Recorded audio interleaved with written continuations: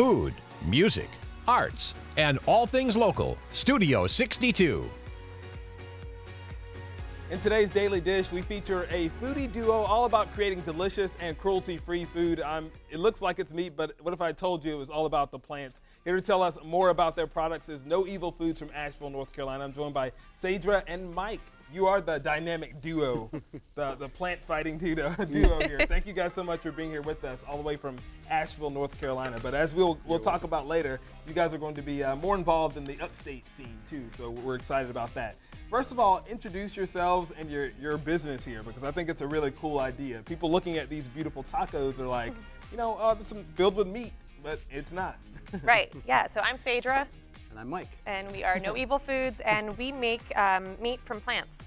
So these are all plant-based proteins, but they share the experience and the look and the feel of eating animal protein. And that's what I told you. I was like, Sadra, I was a vegetarian for almost 4 years, and the consistency was always my big issue. And having eaten meat for so long, I had to psych myself out.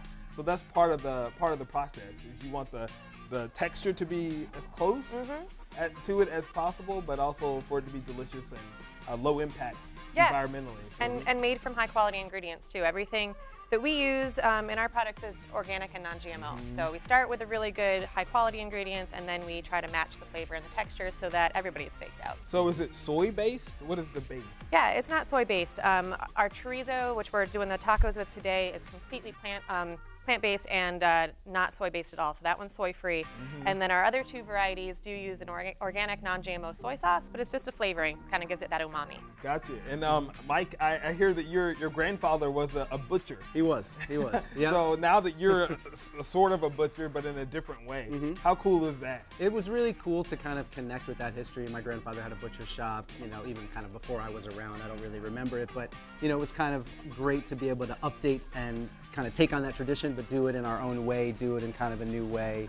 And, you know, it's been really fun to connect with people that way too, and just kind of see as people's diets are changing, they're looking for a more sort of low impact, environmental impact, health impact, they can go to our product and not kind of lose that history. We have a lot of older customers who like connect with Italian sausage, and we make an Italian sausage and they like it tastes just like what grandma used to make. Yeah, you said you've had a lot of these food and wine festivals, and people are eating your food and not necessarily knowing that it's not made with meat. Absolutely. And then they're surprised to know that. And I imagine that's a really cool thing to have, like where people don't even realize that it's plant-based. Yeah, that's really cool for us. When we do farmers markets and other events, grocery store demos, things like this, and people try it and you get to watch them kind of light up and say, wait a second, that's not what we thought it was. That's really exciting for me. Yeah. And that was the reason why you got into it, was to both to reduce the impact on the environment and probably some health issues of giving people another option when it comes to their diet. Yeah, sure. Yeah, absolutely. Yeah, I mean, our product has no cholesterol, very little fat, but the protein is equal or greater to what you would get from animal meat. So it's a really healthy choice.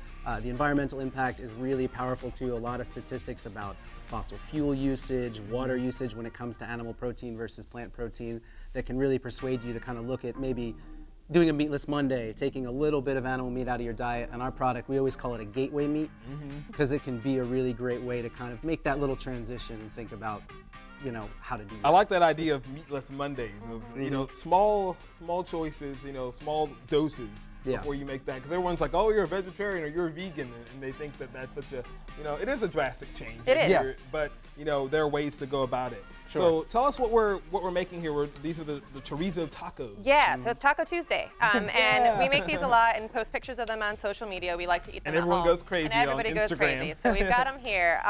So it's just simple ingredients. We've got sweet potatoes, some of our chorizo that we just diced up a little bit, diced onion, black beans, and the cilantro, which hasn't been in yet, but let's put it all in a pan and with some coconut oil, something that can get a little bit hot, and just let it hang out. Don't stir it too much. You want to get it kind of brown and crispy on the outside.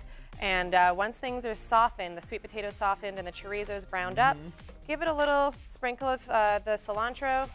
It smells so good. I mean, if you smelled this, you would not be able to tell that it wasn't meat. So. Give it a quick little dab of a sweetener, either honey or if you want to make it all vegan, use some agave, just a little swirl, nothing extreme. And I love agave. I just started using it. I don't know I don't know enough about it to know why it tastes so good, but it is really good. It's really good. Yeah. And then a little squeeze of lime juice. And this is really quick.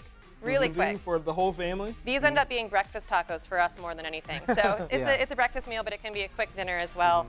And all of our products are fully cooked already, so when you're reheating them at home, it only takes a few minutes to kind of brown them up, you know, get them So it's a really reheated. good opportunity to save some time when you're cooking. Absolutely. Everyone's busy with work. Tell us, you guys are going to be a part of the downtown market in Greenville this season. Tell us when we can see you and how we can get some of your other products. Sure. We're going to be at the TD Saturday Market starting May 2nd, and that'll be every other week through the whole season. And then we, in Greenville, we have our products at Swamp Rabbit Cafe. Awesome little cafe and grocery. They're great friends of our show, and we love featuring their local stuff. So awesome, yeah. They can really go there and buy it in just the packages. In the packages. We do the chorizo, and then we have an Italian sausage that's in links, just like a little hot dog size link. And then we have a product called the Prepper, which is really versatile.